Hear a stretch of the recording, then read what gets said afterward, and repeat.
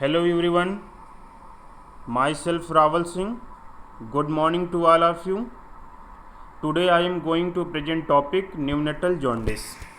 तो friend, topic start करने से पहले हम आप लोगों से कहना चाहेंगे कि यदि अभी तक आपने अपने यूट्यूब चैनल स्टडी सेंटर को लाइक एंड सब्सक्राइब नहीं किया है तो लाइक एंड सब्सक्राइब कर लें एंड बेल आइकन दबाना ना भूलें।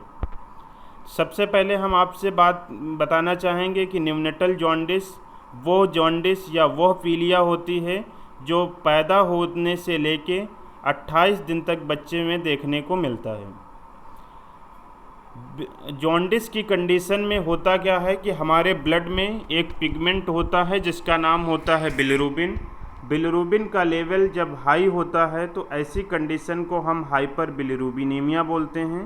और हाई बिलिरुबिन या एक्सेस बिलिरुबिन की वजह से हमारे जो स्किन का colour, mucous membrane, sclera, nails, ये सब एलोविस देखने में दिखते हैं। बात करते हैं बिलिरुबिन की, तो बिलिरुबिन का लेवल हमारे बॉडी में नॉर्मली प्रेजेंट होता है क्योंकि ये हमारे आरबीसी में प्रेजेंट हीमोग्लोबिन के ब्रेकडाउन से बनता है।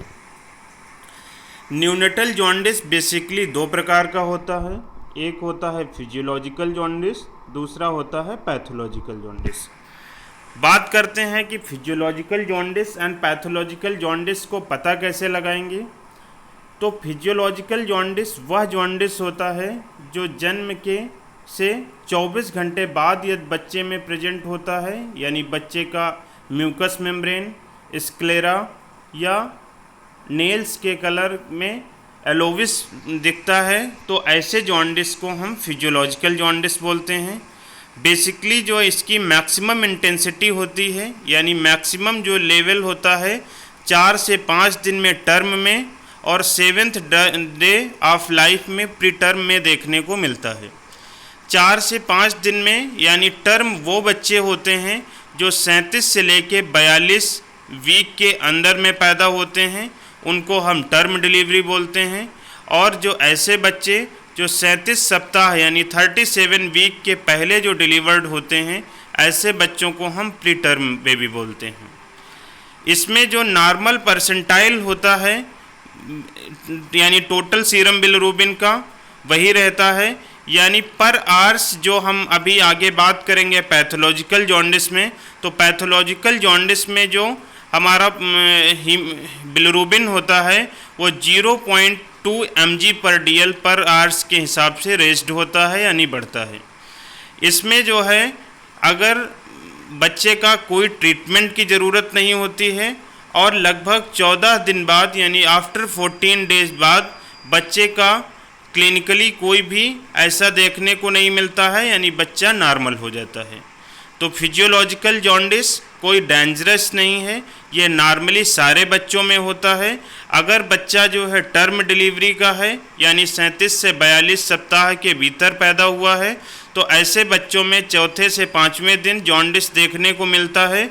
और बच्चा यदि प्री टर्म है यानी 37 वीक के पहले बिफोर 37 वीक अगर डिलीवरी हुआ है तो 7th डे जो है बच्चा एलोविस कलर देखने को मिलता है। नेक्स्ट हम आपसे बात करेंगे पैथोलॉजिकल जॉन्डिस के बारे में। तो पैथोलॉजिकल जॉन्डिस 24 घंटे के अंदर में अपीयर होता है। इसमें जो बिलिरुबिन का लेवल है वो 5 mg/dl पर डे और 0.2 mg/dl पर आवर्स के हिसाब से रेज्ड होता है यानी बढ़ता है। सीरम बिलिरुबिन का greater than 95 percentile for age in hours based on nomogram. Jaundice persisting after 14 days in full term baby. इसमें क्या रहता है कि जो पैथोलॉजिकल जॉन्डिस अगर टाइमली नहीं उसका ट्रीटमेंट होता है तो 14 दिन के बाद में यानी 14 दिन वाले बच्चों में भी जॉन्डिस देखने को मिलता है। इसमें जो है बच्चे के स्टूल का कलर क्ले कलर देखने को मिलता है। और इसमें जो डायरेक्ट बिलिरुबिन का लेवल होता है, डायरेक्ट बिलिरुबिन को हम और किस नाम से जानते हैं, conjugate bilirubin. And indirect bilirubin को हम किस नाम से जानते हैं, अनकंजुगेट बिलिरुबिन। जो कंजुगेट एंड अनकंजुगेट शब्द है कंजुगेट का मतलब होता है water soluble bilirubin and unconjugate bilirubin का मतलब होता है वाटर इनसॉल्युबल। तो पैथोलॉजिकल जॉन्डिस में डायरेक्ट बिलिरुबिन का लेवल ग्रेटर देन 2 mg/dl और ग्रेटर देन 20% ऑफ TSB। बताना चाहेंगे आपसे कि हमारे जो जॉन्डिस है यानी बिलिरुबिन वाली कंडीशन में, यानी बिलिरुबिन 3 कैटेगरी में देखने को मिलता है। एक हमारी वैल्यू होती है टोटल बिलिरुबिन यानी टोटल सीरम बिलिरुबिन, एक टोटल डायरेक्ट बिलिरुबिन, एक इनडायरेक्ट बिलिरुबिन। तो इनडायरेक्ट बिलिरुबिन को हम क्या बोलते हैं? Unconjugate bilirubin. डायरेक्ट बिलिरुबिन को हम बोलते हैं कंजुगेट बिलिरुबिन। ठीक है, तो कंजुगेट बिलिरुबिन हमारा होता है water soluble and unconjugate bilirubin होता है वाटर इनसॉल्युबल, यानी पानी में नहीं घुलता है। नेक्स्ट जो टाइप है जॉन्डिस का वो ब्रेस्ट मिल्क जॉन्डिस होता है। ये वो प्रकार का जॉन्डिस है जिसमें बच्चे को ना ही फिजियोलॉजिकल जॉन्डिस है ना ही पैथोलॉजिकल जॉन्डिस है।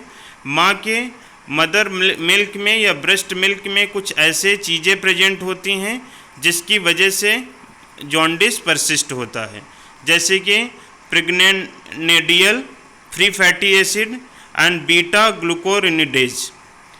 ठीक है, instead of decreasing 7 day it continues rise may go up to 20 to 30 mg/dl by 2nd-3rd week of age, return to normal by 4 to 12 week. इसमें क्या होता है कि जैसा कि आपने पहले पढ़ा कि लगभग 14 दिन बाद फिजियोलॉजिकल जॉन्डिस अपने मन से ठीक हो जाता है, लेकिन इसमें 7वें दिन जो बिलिरुबिन का लेवल घटने के बजाय लगातार जो है दूसरे से तीसरे सप्ताह तक 20 से 30 mg/dl बढ़ता रहता है और ये 4 से 12 सप्ताह बाद नॉर्मल रिटर्न होता है यदि बच्चे को ब्रेस्ट मिल्क जॉन्डिस प्रेजेंट है तो। डिफरेंशियल डायग्नोसिस, यदि बच्चे का फर्स्ट 24 आवर्स में जॉन्डिस है तो कौन कौन सी कंडीशन हो सकती हैं? Haemolytic jaundice of newborn, RH, ABO, infection, torch.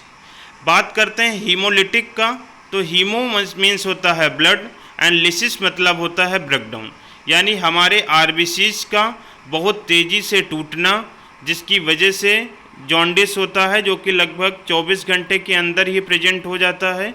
RH, ABO मतलब होता क्या है कि जो माँ का ब्लड ग्रुप यदि नेगेटिव है, बच्चे का ब्लड ग्रुप पॉजिटिव है, तो ऐसे बच्चों में भी देखने को मिलता है जॉन्डिस, जो कि first 24 hours of life present होता है। नेक्स्ट है इन्फेक्शन। इन्फेक्शन है एक मैटरनल इन्फेक्शन जिसका फुल फॉर्म है टॉर्च। टॉर्च का फुल फॉर्म होता है टैक्सोप्लाज्मोसिस, O for other, R for rubella, C for cytomegalo and H for herpes virus. Malaria, bacterial infection and glucose 6 phosphate यानी G6PD deficiency. बात करते हैं मलेरिया की, तो मलेरिया अगर मैटरनल इन्फेक्शन में है तो मलेरिया का जो पैरासाइट होता है वो RBC के साथ बाइंड अप होता है एंड RBC को ब्रेक डाउन करने का काम करता है। नेक्स्ट बात करते हैं, यदि बिलिरुबिन का लेवल 24 से 72 घंटे में प्रेजेंट होता है तो ये जॉन्डिस फिजियोलॉजिकल जॉन्डिस हो सकता है, सेप्सिस की वजह से यानी इन्फेक्शन की वजह से हो सकता है। कई बार बच्चों में पॉलीसाइथीमिया देखने को मिलता है। पॉलीसाइथीमिया वो कंडीशन होती है जिसमें जो ब्लड सेल्स हैं वो सारी की सारी इंक्रीज होती हैं नंबर्स में, जैसे कि platelet, RBC and WBC। Intraventricular haemorrhage, intraventricular haemorrhage यानी ब्रेन का haemorrhage. Increase enterohepatic circulation secondary to feel issue. Hirschsprung disease, ये एक प्रकार की क्या होती है, कंजेनाइटल मेगाकोलन जो है एक डिसऑर्डर होता है जिसको हम हिस्प्रिंग डिसीज नाम से जानते हैं। नेक्स्ट बात करते हैं, यदि बिलिरुबिन 72 घंटे के बाद प्रेजेंट हो रही है तो उसके क्या क्या कारण हो सकते हैं? सेप्सिस होगा, सिफेलोहीमेटोमा होगा, न्यूनेटल हेपेटाइटिस हो सकती है, एक्स्ट्रा हेपेटिक बाइलरी आर्ट्रेसिया हो सकता है, ब्रेस्ट मिल्क जॉन्डिस हो सकता है, मेटाबॉलिक डिसऑर्डर हो सकता है। मेटाबॉलिक डिसऑर्डर में जैसे G6PD डिफिशियंसी। नेक्स्ट बात करते हैं क्लिनिकल असेसमेंट में। तो जैसा कि आपने पढ़ा कि जॉन्डिस जो है वो क्या है, देख के ही पता चल जाता है। क्या क्या चीज़ें, स्किन का कलर, म्यूकस मेम्ब्रेन, नेल, ठीक है। तो कलर ऑफ स्किन देख के ही पता चल जाएगा। प्रेफरेंस ये किया जाता है कि हम ऐसे बच्चे का एग्जामिन नेचुरल लाइट में करें। सीवियरिटी ऑफ जॉन्डिस को देखने के लिए हम क्रैमर्स रूल को फॉलो करते हैं। अभी हम आगे डिस्कस करेंगे कि क्रैमर रूल क्या होता है। नेक्स्ट है एनीमिया, साइन ऑफ डिहाइड्रेशन। हिपैटोस्प्लीनोमेगैली, तो हिपैटोस्प्लीनोमेगैली ऐसे बच्चे में देखने को मिलता है। आपको बता दें कि जब कोई भी ब्लड सेल्स का डिस्ट्रक्शन होता है तो लीवर एंड स्प्लीन में इन्फ्लेमेशन प्रेजेंट होता है, जिसको हम बोलते हैं हिपैटोस्प्लीनोमेगैली, यानी लीवर और स्प्लीन का इनलार्जमेंट। हिंदी में हम कह सकते हैं कि लीवर एंड स्प्लीन का बढ़ जाना। Complete neurological examination to look for kernicterus. Kernicterus एक कंडीशन होती है जिसमें क्या होता है कि जो एक्सेस लेवल ऑफ बिलिरुबिन होता है, आपको बता दें कि बिलिरुबिन एक मेटाबोलाइट होता है जो कि ब्लड के सर्कुलेशन के थ्रू ब्रेन पे जाके डिपॉजिट हो जाता है, जिससे कि बच्चे के न्यूरोलॉजिकल फंक्शन अल्टर्ड हो जाते हैं। यानी बिलिरुबिन का ब्रेन की सेल्स पे डिपॉजिट हो जाना, जिस कंडीशन को हम बोलते हैं कर्निक्ट्रस। नेक्स्ट हम बात करते हैं special look for cephalhaematoma. Cephalhaematoma यानी कोई ब्रेन में ब्लड का क्लॉट प्रेजेंट होना। Bruising of bulging, abdominal mass, distension, ascites. Ascites आपका वो कंडीशन होता है जिसमें जो पेरिटोनियल फ्लूइड होता है उसका एक्सेस एक्यूमुलेशन हो जाना। नेक्स्ट हम बात करते हैं क्रैमर रूल की। बात करते हैं कि बच्चे में हमें क्या देखना है, तो हमें घबराने की ज़रूरत है और उसमें कितनी रीडिंग हो सकती है। यदि बच्चे का सिर्फ और सिर्फ फेस जो है एलोविस दिख रहा है, तो यानी बच्चे का जो बिलिरुबिन लेवल है वो लगभग 5 mg/dl है। बच्चे के अपर ट्रंक में, यानी जैसा कि आप देख सकते हैं 2 नंबर जहाँ पे है, यहाँ तक अगर एलोविस डिस्कलरेशन प्रेजेंट है तो बॉडी में यानी बिलिरुबिन का लेवल 6 to 8 mg/dl है। लोअर ट्रंक यानी 3 नंबर तक, यानी एब्डोमेन तक, यानी बिलो अम्बिलिकस रीजन तक यदि एलोविस डिस्कलरेशन प्रेजेंट है तो ऐसे बच्चे में यानी बिलिरुबिन का लेवल 9 to 12 mg/dl है। Arm and lower leg, arm and lower leg में यदि जॉन्डिस प्रेजेंट है यानी एलोविस डिस्कलरेशन, तो बच्चे में बिलिरुबिन का लेवल 13 to 15 mg/dl है। नेक्स्ट हम बात करते हैं पाम एंड सोल की। पाम एंड सोल में अगर जो है बच्चे में एलोविस डिस्कलरेशन प्रेजेंट है तो बच्चे का जो बिलिरुबिन है वो 15 mg/dl से ज़्यादा है, और ऐसे बच्चे को हमें फोटोथेरेपी पे रखने की ज़रूरत होती है। यानी ऐसे बच्चे के ट्रीटमेंट के लिए हमें सोचना पड़ेगा। नेक्स्ट हम बात करते हैं ट्रांसकुटेनियस बिलिरुबिनोमीटर की। तो इसमें कोई भी बच्चे के साथ इन्वेजिव प्रोसीजर नहीं करना पड़ता है, ना ही कोई निडल प्रिक करना पड़ता है। जस्ट जो आप देख रहे हैं ऐसे ही क्या होता है, हम बच्चे का बिलिरुबिन लेवल को देख लेते हैं। इसका एक डिसएडवांटेज है कि यदि बच्चे का बिलिरुबिन 12 से 14 के बीच में प्रेजेंट है तब तो ये बता देता है, लेकिन बच्चे का बिलिरुबिन यदि 14 mg/dl से एक्सेस है तो इसको हम कन्फर्मेटरी नहीं मानते हैं। एंड इस जो इक्विपमेंट है इसका नाम है ट्रांसकुटेनियस बिलिरुबिनोमीटर। इंडिकेटर फॉर टीएसबी मेजरमेंट, कौन सी कंडीशन में हमें देखना है कि बच्चे का टोटल सीरम बिलिरुबिन कितना है। आपने जैसा कि क्रैमर रूल में देख ही लिया कि बच्चे का यदि फेस ही सिर्फ स्कल यानी एलोविस डिस्कलरेशन लग रहा तो यानी 5 mg/dl है। बच्चे के अगर सोल एंड पाम तक एलोविस डिस्कलरेशन प्रेजेंट है तो बच्चे के बॉडी में बिलिरुबिन का जो लेवल है वो 15 mg/dl से अधिक है। तो हम बात करते हैं कि यहाँ पे कौन सी ऐसी कंडीशन है जहाँ पे हमें बच्चे का जो ब्लड सैंपल है उसको लेबोरेटरी भेजना चाहिए, ये देखने के लिए कि बच्चे के ब्लड में टोटल सीरम बिलिरुबिन कितना है। अगर बच्चे का जॉन्डिस फर्स्ट 24 आवर्स में प्रेजेंट हो रहा है तो हमें बच्चे का सैंपल भेजना है।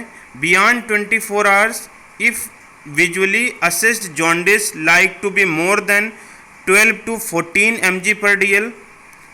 If you are unsure about visual assessment, अगर आपका कोई विजुअल असेसमेंट यानी लैक ऑफ एक्सपीरियंस कह सकते हो, या आपके पास नेचुरल लाइट नहीं है जहाँ पे आप कंफ्यूज हैं कि बच्चे का बिलिरुबिन लेवल कितना हो सकता है, क्रैमर रूल को नहीं आप अप्लाई कर पा रहे हैं, तो ऐसी कंडीशन में आपको बच्चे का सैंपल लेबोरेटरी भेजना है। During phototherapy for monitoring progress and after phototherapy, आपको यदि बच्चे का आप फोटोथेरेपी पे रखे हैं बच्चे को, यानी ब्लू लाइट के अंडर में रखे हैं, तो फिर आपको क्या करना है, बच्चे का बिलिरुबिन चेक करते रहना है एंड ये देखने के लिए कि फोटोथेरेपी का कितना रिस्पॉन्ड आ रहा एंड आफ्टर फोटोथेरेपी बच्चे का कितना बिलिरुबिन लेवल है, यानी हमें कब फोटोथेरेपी को स्टॉप करना है। नेक्स्ट हम बात करते हैं इंडिकेशन ऑफ फोटोथेरेपी। तो आपके पास हॉस्पिटल में जो बच्चे होते हैं वो बेसिकली 3 कैटेगरी में होते हैं। एक तो होते हैं आपके नॉर्मल वेट के बच्चे, एक होते हैं आपके प्री मैच्योर बच्चे, एक होते हैं आपके LBW बच्चे। LBW को हम बोलते हैं लो बर्थ वेट बेबी, ठीक है। तो यहाँ पे अगर नॉर्मल बच्चे का वजन है तो आपने जैसा कि क्रैमर रूल में ही पढ़ा कि अगर 15 mg पर DL से ज़्यादा है तो हमें उनको फोटोथेरेपी पे रखना है, और 25 से 48 घंटे में ही यदि बिलिरुबिन का लेवल 20 mg पर DL से ज़्यादा है तो हमें बच्चे का ब्लड एक्सचेंज करना पड़ सकता है, ठीक है। अगर बच्चे का बिलिरुबिन लेवल 25 से 48 घंटे में 25 mg पर DL से ज़्यादा है तो हमें फोटोथेरेपी के साथ साथ एक्सचेंज ट्रांसफ्यूजन भी करना पड़ेगा। नेक्स्ट हम बात करते हैं 49 to 72 आवर्स में। If bilirubin greater than 18 mg पर DL तो सिर्फ हमें फोटोथेरेपी पे रखना है। यदि 25 से ज़्यादा है तो हमें एक्सचेंज ट्रांसफ्यूजन करना है, और 30 mg पर DL से ज़्यादा है तो फोटोथेरेपी के साथ साथ एक्सचेंज ट्रांसफ्यूजन भी करना पड़ सकता है। नेक्स्ट हम बात करते हैं कि अगर बच्चे का जो बर्थ एज है वो 72 घंटे से ज़्यादा हो गया है, बच्चे का bilirubin level greater then 20 mg पर DL है, तो हम क्या करेंगे, सिर्फ फोटोथेरेपी पे रखेंगे। एक्सचेंज ट्रांसफ्यूजन के लिए अगर बच्चे का बिलिरुबिन 25 mg पर DL से ज़्यादा है तो हम उसको एक्सचेंज ट्रांसफ्यूजन करेंगे।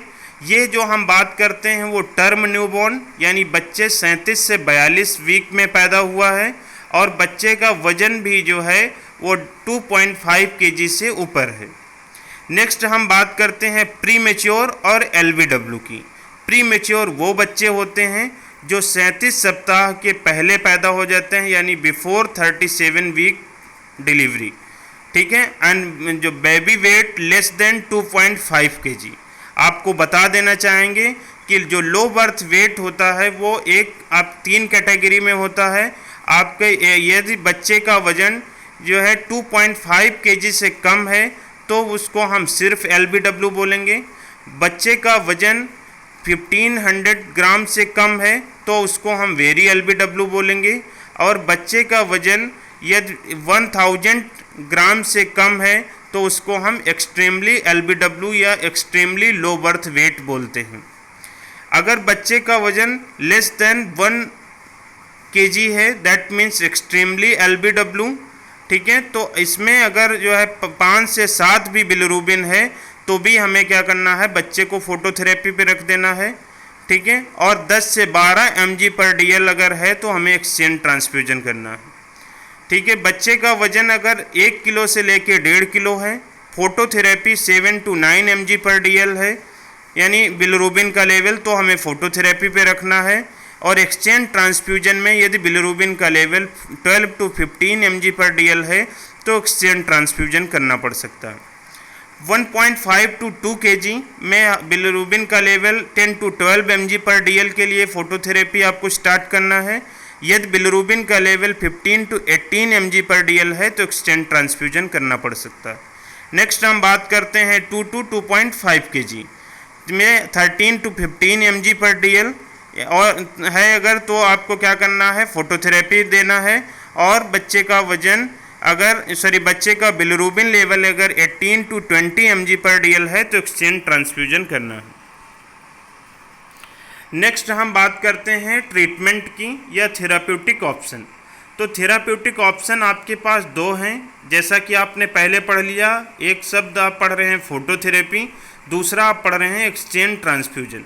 तो फोटोथेरेपी में आपको बता दें कि कोई भी ट्रीटमेंट नहीं होता है, इसमें सिर्फ और सिर्फ ब्लू लाइट होती हैं, जिसके अंडर हम बच्चे को नेक्ड पोजीशन में लिटाते हैं और बच्चे का बिलिरुबिन जो है वो धीरे धीरे घटने लगता है। बात करते हैं एक्सचेंज ट्रांसफ्यूजन की, तो ये बेसिकली पैथोलॉजिकल जॉन्डिस में देखने को मिलता है, करना पड़ता है। और उस कंडीशन में जहाँ पे RH इनकॉम्पैटिबिलिटी हो, यानी बच्चे का ब्लड ग्रुप पॉजिटिव एंड माँ का ब्लड ग्रुप नेगेटिव है, तो ऐसी कंडीशन में हमें बच्चे का ब्लड को चेंज करना पड़ता है और इस प्रोसीजर को हम एक्सचेंज ट्रांसफ्यूजन नाम से जानते हैं। बात करते हैं फोटोथेरेपी की। तो फोटोथेरेपी में कुछ इम्पॉर्टेंट चीज़ें हैं जिसकी वेवलेंथ आपको याद रहना चाहिए। 460 से लेके 490 नैनोमीटर। डिस्टेंस जो है, जो कि बहुत इम्पॉर्टेंट कंपोनेंट है, 30 to 45 सेंटीमीटर, यानी जो लाइट और बच्चे के बीच के डिस्टेंस होना चाहिए वो 30 से 45 सेंटीमीटर की होना चाहिए। एम्बिएंट रूम टेम्परेचर, यानी बच्चे का रूम टेम्परेचर जो है वो 26 से लेके 28 डिग्री सेल्सियस होना चाहिए। आपको बता दें कि रूम टेम्परेचर इसलिए इसेंशियल है क्योंकि अंडर फोटोथेरेपी बच्चे के बॉडी का फ्लूइड लॉस होता है, तो आप उसकी डेली रिक्वायरमेंट में 20 to 40 ml पर केजी एक्स्ट्रा फ्लूइड ऐड करते हैं। यदि आप बच्चे को फीड दे रहे हैं तो फीड आपको इंक्रीज करना है, यदि बच्चे को आप फ्लूइड दे रहे हैं तो आपको फ्लूइड इंक्रीज करना है। अगर बच्चे का फोटोथेरेपी के साथ साथ रूम का भी टेम्परेचर एक्सेस होगा तो बॉडी से फ्लूइड ज़्यादा लॉस होगा, तो आपको उसे करेक्ट करना पड़ेगा। नेक्स्ट हम बात करते हैं कि क्या क्या चीज़ें और हमें ध्यान रखना है। Ensure adequate nutrition hydration of the baby. जैसा कि हमने आपको बताया कि मानते ऐसा है कि बच्चा यदि आपका अंडर फोटोथेरेपी है तो 20 to 40 ml पर केजी फ्लूइड लॉस होता है। मिनिमाइज इंटरप्शन ड्यूरिंग फीड और procedure. There is no need to supplement breast feed with any other feed और फ्लूइड ड्यूरिंग फोटोथेरेपी। ठीक है, अब ऐसा कोई ज़रूरी नहीं है कि बच्चे को, यानी अगर फोटोथेरेपी के साथ है यदि बच्चा दूध पी सकता है तो बेसिकली ब्रेस्ट फीड ही रखते हैं, कोई सप्लीमेंट की ज़रूरत नहीं है। Monitor temperature of the baby 2 to 4 hourly. हर 2 से 4 घंटे में बच्चे के बॉडी का टेम्परेचर हमें चेक करना है और TSB लेवल को 12 से 24 घंटे में हमें चेक करना है। TSB यानी total serum bilirubin. Watch for rebound bilirubin clinically. Monitor baby hydration status, specially urine output. Urine output में हमें क्या देखने को मिलता है, क्वांटिटी नहीं फ्रिक्वेंसी। मतलब यदि बच्चा 5 बार से अधिक यूरिन 24 घंटे में कर रहा है, यानी इसका मतलब ये है कि बच्चे का एडिक्वेट हाइड्रेशन लेवल है, कोई भी हमें घबराने की ज़रूरत नहीं है। फोटोथेरेपी का जो मोस्ट कॉमन साइड इफ़ेक्ट होता है, जो कि नर्सिंग स्टूडेंट के अपकमिंग नर्सिंग एग्ज़ाम में, नर्सिंग ऑफिसर के एग्ज़ाम में पूछा जाने वाला क्वेश्चन है कि फोटोथेरेपी से कौन सा सिंड्रोम होता है, तो आपको याद रखना है ब्रोंज बेबी सिंड्रोम। और इसमें क्या होता है, स्किन रैशेस होते हैं, लूज ग्रीन स्टूल होता है, increase in sensible water loss यानी डिहाइड्रेशन। जैसा कि आपको पता है 20 से 40 ml फ्लूइड जो है पर केजी बच्चे का लॉस होता है, तो इसलिए हमें एक्स्ट्रा ऐड करना पड़ता है। हाइपो और हाइपरथर्मिया, बेसिकली जो है बच्चा जब आपका अंडर फोटोथेरेपी रहता है तो देखने को ये मिलता है कि बच्चे का टेम्परेचर जो है वो रेज होता है, जिसको हम हाइपरथर्मिया बोलते हैं। बात करते हैं एक्सचेंज ट्रांसफ्यूजन की। एक्सचेंज ट्रांसफ्यूजन बेसिकली हम एक इसकी सेपरेट क्लास आप लोगों की लेंगे, इस पे बात करेंगे। तो एक्सचेंज ट्रांसफ्यूजन आप बस ये समझ लीजिए कि यदि बच्चे का ब्लड ग्रुप पॉजिटिव है, माँ का ब्लड ग्रुप नेगेटिव है, तो बच्चा अभी तक क्या था, माँ के वॉम्ब में था, माँ के यूट्रस में था, यानी फीटो प्लेसेंटल सर्कुलेशन के थ्रू बच्चे के बॉडी के अंदर माँ का ब्लड जा रहा था। बच्चा जब बाहर आएगा तो क्या होगा, उसका अपना ब्लड ग्रुप बनेगा। तो पॉजिटिव एंड नेगेटिव जो यानी आपके एंटीजेंस हैं, ब्लड में जो एंटीजन है वो आपस में रिएक्ट करके हीमोलिसिस करते हैं। तो ऐसी कंडीशन में हम क्या करते हैं, बच्चे का ब्लड जो है एक्सचेंज करते हैं, जिसको हम डबल वॉल्यूम एक्सचेंज ट्रांसफ्यूजन कहते हैं। यानी मानते ऐसा हैं कि बच्चे के बॉडी में 80 ml पर kg ब्लड प्रेजेंट होता है, तो हमें 160 ml ब्लड से जो है उसका ट्रांसफ्यूजन करना होता है, जिसको हम डबल वॉल्यूम एक्सचेंज ट्रांसफ्यूजन बोलते हैं। और इसके बारे में हम सेपरेटली एक दिन क्लास लेंगे, जिसमें हम डबल वॉल्यूम एक्सचेंज ट्रांसफ्यूजन पढ़ेंगे। इसमें देख ये लेते हैं कि डबल वॉल्यूम एक्सचेंज ट्रांसफ्यूजन यानी DVET होता क्या है, मतलब कब करते हैं, किस कंडीशन में। यदि cord bilirubin greater than 4.5 mg/dl है, cord HB less than 11 mg/dl है। अगर कॉर्ड HB यानी अम्लिकल कॉर्ड का HB 11 से कम है तो बच्चे में एनीमिया मानते हैं, और कम हो रहा है दैट मीन्स बच्चे में हीमोलिसिस हो रहा। रेट ऑफ बिलिरुबिन इंक्रीज, बच्चे में अगर बिलिरुबिन जो है इंक्रीज कैसा हो रहा है, 1 mg/dl/h, मतलब 1 mg यानी 1 mg से ज़्यादा अगर जो है बच्चे में बिलिरुबिन का लेवल इंक्रीज हो रहा, तो हमें क्या करना है, बच्चे का डबल वॉल्यूम एक्सचेंज ट्रांसफ्यूजन के बारे में सोचना है। नेक्स्ट हम बात करते हैं कॉम्प्लिकेशन की। तो कॉम्प्लिकेशन हमारी वो कंडीशन होती है यदि हम टाइमली बच्चे को ट्रीट नहीं करते हैं, जिसमें दो चीज़ें देखने को मिलती हैं। एक तो होता है इक्ट्रस और दूसरा होता है कर्निक्ट्रस। इक्ट्रस क्या होता है, एलोविस आइज प्रेजेंट होती हैं, यानी वाइट पार्ट ऑफ द आई होता है, ये एलोविस हो जाता है, जिसको हम इक्ट्रस बोलते हैं। कर्निक्ट्रस आपका मोस्ट डेंजरस सिचुएशन है, जिसमें हमने आपको बताया कि जो बिलिरुबिन यानी आपका मेटाबोलाइट होता है, ये क्या होता है, ब्लड के थ्रू आपके ब्रेन की सेल्स पे जाके डिपॉजिट हो जाता है, और वहाँ पे आपके ब्रेन के फिजियोलॉजिकल फंक्शन को अल्टर्ड करता है, और ऐसी कंडीशन को आप कर्निक्ट्रस नाम से जानते हैं। जॉन्डिस यानी इक्ट्रस। इक्ट्रस तो बताया आपको कि नॉर्मली होता है कि न्यूनेट में जो है अगर बिलिरुबिन का लेवल 5 mg/dl से ज़्यादा है तो बच्चों में क्या है, यानी इक्ट्रस प्रेजेंट होता है। और इक्ट्रस का मतलब होता है yellowish discolouration of mucous membrane, sclera and skin. ठीक है, होपफुली ये वीडियो आपको पसंद आया होगा। Thank you so much.